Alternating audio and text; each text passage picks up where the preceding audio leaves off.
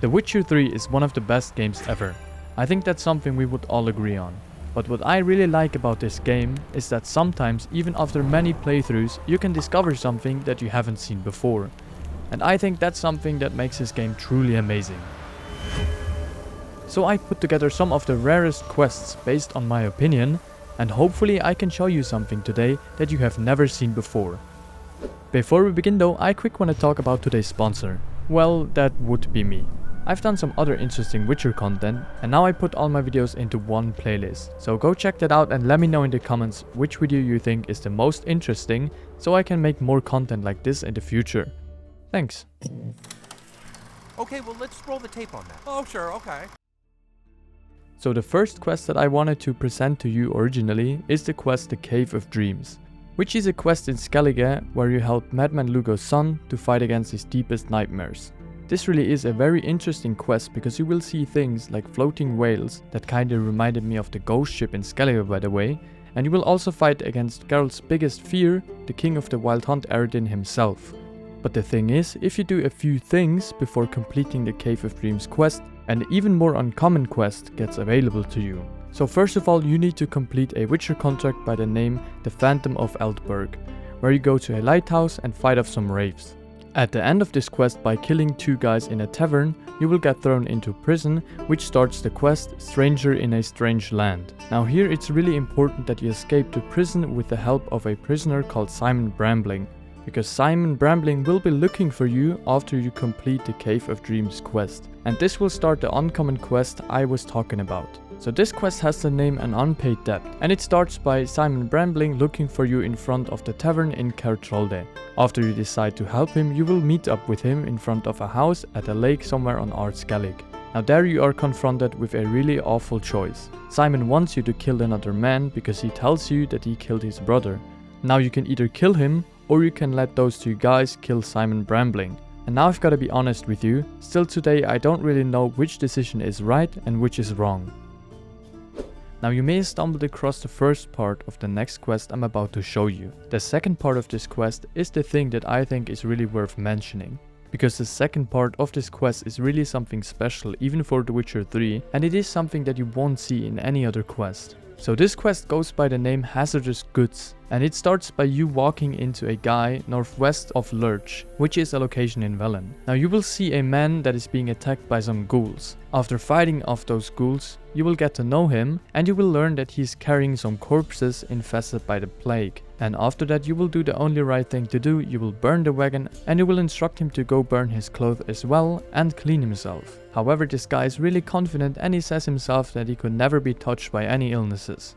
Yo, sure, but I tell you true, no blight could touch me. Sure hope so. Farewell. Well, that's partly true, at least for the first part, and after that conversation you part ways. But then about 2 weeks later I think you can run into him again. You can find him outside of a house somewhere in nowhere in Velen, and you will recognize instantly that he got fucked up by the plague. Very quickly he will tell you that he wasn't so lucky after all and he got infested as well. And even more sad is that he is currently searching for ghouls to end his life. However, he was unable to do so. And after that he will turn to you and ask you for one more favor to end his life yourself. You did me a kindness once, do me another. Got a sharp sword there. Finish this.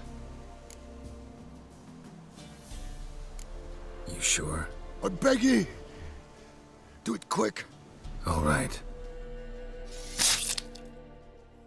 Next up we have a quest in Skellige that leads to a really interesting interaction. It goes by the name Taken as a Lass, and you can start this quest by helping a warrior defeat 2 bandits. They're not actually bandits, they are pirates, but some would actually consider it the same thing. Anyways, after helping him, he will reveal to you that he's looking for his sister who was kidnapped. Now you will follow his lead and look for some evidence by a crashed boat, and you will find something that will lead you to Freya's temple. And now comes the interesting part, and I think that's the only interaction besides the quest with Freya's garden, where you can have an interaction with the priests in Freya's temple. After that you will obviously go to Freya's temple and tell Kurisu that her brother is looking for her. After that the quest is finished. One thing that I think is interesting about this quest is that you can do this quest also the other way around. If you run into the sister at Freya's temple first and later stumble across her brother, you can tell him that you already found her and he will be the one to thank you. Okay, let's talk about a quest of which two pretty similar ones are available in The Witcher 3. I'm talking about the Nobleman Statuette quest. Now this should not be confused with the Soldier Statuette quest, but you could say that they are kind of related. Now to start this quest you need to buy a jade figurine from the merchant in Gildorf, and after that Geralt will bring up the idea to bring it to Triss so she can do some magic work and turn the figurine back into a real human. After talking to Triss, she will gladly decide to help you, and just a short time later you can talk to this man. Now interesting here is that the Soldier Statuette is pretty much the same thing. You go with a figurine to Triss and she turns it back into a Nilfgaardian soldier. But interesting is that both of those men have been turned into a figurine by the same sorceress with the name Coral, or also known as Litanid. That's why I also said these two quests are related, because they share the same backstory. Alright, next up let's talk about a rare interaction in Skellige. And again, this quest is something special because there is nothing else in The Witcher 3 that could be compared to this one. This quest goes by the name Free Spirit, and you can start this quest by helping this guy on this random island above Ard Skellig. You will now need to help this man by killing an angry warrior. After that he will introduce himself to you with the name Ivar, and he will tell you that he can't marry this warrior's sister because it's forbidden by her religion. Now that's something I would call an interesting plot. The only logical thing now to do for him is to ask you, a witcher that obviously travels a lot, to bring in books, I think on the subject religion, from 5 random merchants spread around the whole game. Now after completing this rather annoying task, you can go back to him and hand him over all the books, and he will simply thank you and say that he will now go on to travel the world. Some fun fact that I just read on Witcher fandom is that you can meet him later in Silverton, where he will tell you that he hasn't given up on his plans, he's simply just looking for some more culture experiences in Novigrad. I get it. Good luck to you. Thanks, and to you. Well, I should go. So long, Witcher.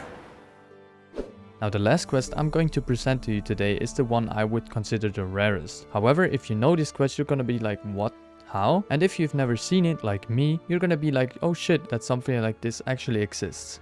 It is the quest by the name Lynch Mob, where you meet some angry people and a Nilfgaardian deserter at the Hangman's Alley signpost. Now the reason why I've never seen this quest is because it's really easy missable. You need to complete this quest before starting a favor for a friend, so the end of this quest line with Kira Metz, and when I normally come to Velen I usually complete this quest line with Kira Metz automatically. Now when you arrive at the Hangman's Alley signpost, you will be confronted with a rather hard decision.